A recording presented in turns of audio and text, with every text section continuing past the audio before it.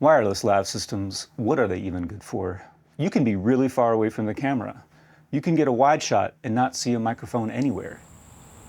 And action. There's a boom in the shot. Cut. You can be in a loud environment, and because the microphone's on your body, you'll still get pretty decent audio. You got real pretty eyes. What? I said, you've got real pretty eyes. Oh, thanks. Not interested. You can move around the frame. You can look this way or this way. Doesn't even matter. All in all, pretty useful stuff. Now that we know why they're useful, let's take a look at a particular wireless lav system from Godox. This is the Virso M2 and the Virso SRX. And Godox did send me these kits to check out, but that is the end of their input into this video.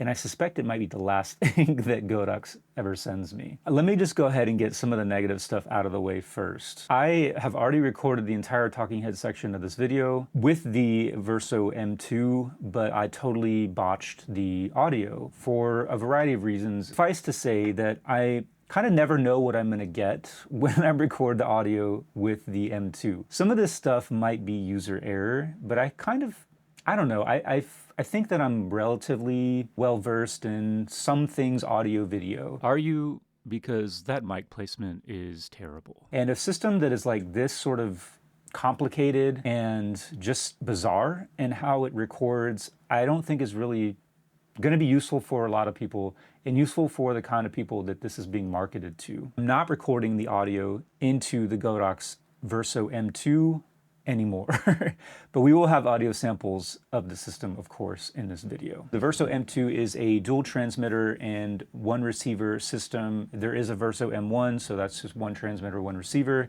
The Virso SRX is a separate receiver which will pair with the M2 transmitters, but instead of being connected to the camera with a 3.5mm TRS input, this one actually slots into the accessory shoe of Sony cameras, hence the S in SRX. And we'll get into some more of the functionality of this one down the line. These transmitters have built-in microphones, just like a lot of these sort of 2.4 gigahertz wireless transmission systems, starting with the Rode Wireless Go. This one also comes with 2 lav mics, which is nice. Here's one of the lav mics that it comes with. Like most of these 2.4 gigahertz wireless audio transmission systems, the lav mics that you might want to pair with it do not lock. There's no locking mechanism with these systems. So it's super easy to pull out the external lav mic from this system. And that, again, is not a specific knock on the Virso because, like I said, most of these do the same thing. I did record the intro of this video utilizing the Virso M2 and an external lav mic with a locking connection, and the audio was like kind of cutting in and out, and I suspect it was because as I moved around, the wire was getting tugged a little bit. So that's no good. I did re-record the intro of this video with a different audio solution, which is what I'm using to record the talking heads section of this video because, problems. Number 2 negative is the transmitters have a mute function. This big button right here is the power button, but it's also the mute button. And it's that easy to mute it. You can look at this thing sideways and mute the freaking thing. I recorded an entire video, or most of an entire video, using the Virso M2, and I had already realized how easy it is as I was testing this out prior to making any videos with it, how easy it is to mute this thing. Anyway, I recorded an entire talking to head section. I don't know how long it was, 5 minutes, 10 minutes, whatever. But as I was finishing up, it sort of dawned on me, and I thought to myself, wouldn't it be funny if, as I was putting this thing on my waistband behind my back, if I accidentally muted it and didn't record any of this audio for the last 5 to 10 minutes. And that is what happened. I recorded however long, 5 to 10 minutes, and didn't get any audio because I accidentally muted it as I was trying to put it on my waistband. Number 3 negative. This records in 16-bit only, so there's no 24-bit and there's certainly no 32-bit. I can deal with not having 32-bit float. I think that's really great functionality, but as it stands in my experience, the workflow with 32-bit float is kind of a pain. 24-bit, I think, should be sort of standard on something that's costing over $300. Not only that, Godox doesn't mention anywhere that I can find in the manual or on the product page of these devices that it's 16-bit. Have to go into the file and look at the metadata to see that it is in fact recording in 16-bit. Number 4 thing, this costs over $300, and in my opinion, the build quality of this isn't worth $300. Something that costs in excess of $300 shouldn't feel like a toy unless it's a $300 toy. I don't think Godox is pitching this as a toy. I'm kind of going back and forth a little bit on this. It doesn't feel like it's plastic, and it doesn't necessarily feel any worse in terms of like the quality or the type of plastic material in this versus like the Rode Wireless Go or even this GVM system. But these are, as you can tell, these transmitters are pretty big in comparison to some of the other options out there. So maybe it just has to do with like it being less dense. It just feels a little bit flimsier. They also say in the manual, like, don't drop this because of like precision electronics or something like that. These sort of systems, these wireless transmission systems, should be able to stand up to some kind of rugged use, not necessarily abuse. There are more negatives, and we'll get into them, but those are the 4 big things right off the bat that I wanted to get out of the way. If you are a videographer who's doing client work, you can skip. If you are a solo content creator and you're still intrigued and thinking that this is something that you can get some use out of, then stick around. Because there is some really good functionality here, and it does work. It's just kind of a total pain. With the M2, you get the 2 transmitters in the receiver. It comes with this case that doubles as a charging case.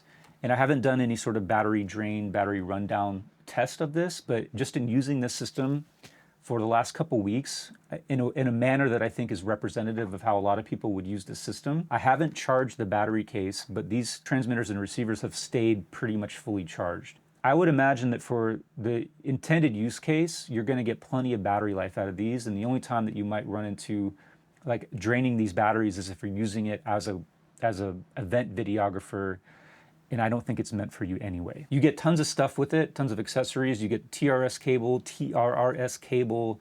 You get 2 lav mics. The lav mics do come with a windscreen that I managed to rip off of this one. I don't think the windscreens are supposed to come off. These lav mics aren't great. You can see they're pretty chunky. They're not the most discreet lav mics in the world. The alligator clips likewise are pretty big and bulky, and the cable isn't very long, and it's also not a very like smooth cable. It's kind of kinked up. So it would definitely be hard to hide this lav mic and really have enough cable length and cable slack so that it wouldn't be pulled taut, but at least you have them. It does come with 2 furries, dead cats or dead mice, for the built-in microphones. Like all of these other 2.4 gigahertz wireless systems, I just muted it. Just by touch, hilarious. I couldn't even plan that for the video. These clip on there, and they stay on there pretty good. You can yank them off, but comes with a USB-A to Type-C cable. I believe this one is a charging cable and a data transmission cable. Another cool thing about these is they actually do have internal recording, and they record to micro SD, which I actually like. A lot of these systems will do internal recording, but they have internal storage. You could put a 256 gig SD card in one of these and probably record for the rest of your life without ever filling it up. These have lots of different recording options. You can record mono and a -6 dB safety track, and you can record in stereo. And that sort of gets me into the whole debacle that I have with these systems is like, you would think if you have multiple transmitters going into one receiver that you would have multiple tracks of audio, but you don't. You only get one track, whether you record in stereo or mono. Supposedly, the different sources of audio essentially are on, so if it's stereo, one transmitter will be left side and one transmitter will be right side. If it's mono, then it'll be, I don't know, embedded 1 and embedded 2 or something. I don't even know, because no matter what I do in DaVinci Resolve, this is the NLE that I've been using to try to figure this thing out, no matter what I do, I can't figure out how to break out the discrete tracks. So I only ever get one source of audio, and it just sort of like picks one. I don't even know. So that leads me to the SRX. This is a receiver that will slot into the accessory shoe of a Sony camera. This will pair with these transmitters from the M2 system, or presumably the M1 system if you get that one. And it has a built-in microphone that's sort of rear-facing. So as this is slotted onto the camera, presumably you can get audio. In addition to the transmitted audio, you can get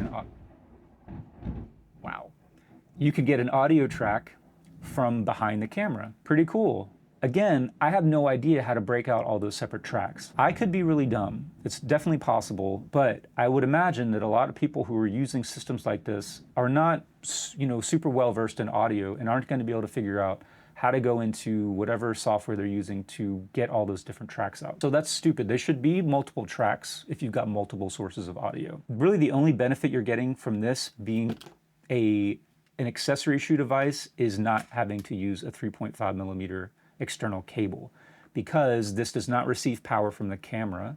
It has an internal battery, so you'll have to turn this off and on. You will need to set the gain separately, so it's not going to sort of like auto gain. So it's nowhere near as sort of slick and seamless as like the Sony microphones that will utilize the accessory shoe. As far as the range, these are 2.4 gigahertz wireless, so it really depends on your environment. I tried it out in my backyard, but we're using the receiver that goes right into the accessory shoe on Sony cameras. So that's what we're doing here. So we're just gonna do kind of an open area range test. I walked all around the yard. I faced the camera and I blocked the transmission with my body, and I didn't get any dropouts. I think that's a pretty realistic use case of these kinds of devices, and it performs really well. It was close upon 4 before the door opened and a drunken-looking groom, ill-kempt and side-whiskered, with an inflamed face in disreputable clothes, walked into the room. Accustomed as I was to my friend's amazing powers in the use of disguises, I had to look 3 times before I was certain that it was indeed he. With a nod, he vanished into the bedroom, whence he emerged in 5 minutes, tweed-suited and respectable as of old. Putting his hands into his pockets, he stretched out his legs in front of the fire and laughed heartily for some minutes. It was close upon 4 before the door opened and a drunken-looking groom, ill-kempt and side-whiskered, with an inflamed face in disreputable clothes, walked into the room. Accustomed as I was to my friend's amazing powers in the use of disguises, I had to look 3 times before I was certain that it was indeed he.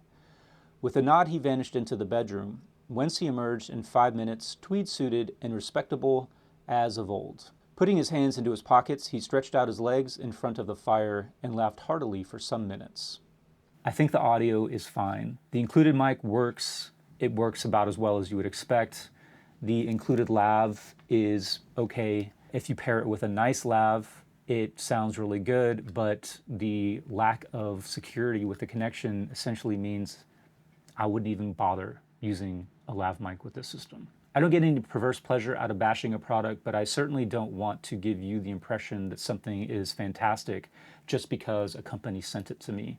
I would much rather lose the relationship with the company than lose the relationship or the respect of you. There is a lot of good functionality with this system, but to me, the cons and the sort of problems with using this system far outweigh the benefits. So yeah, thanks for watching. If you have any questions, comments, concerns, you know where they go. As always, I appreciate you watching the video, and maybe I'll see you in another one.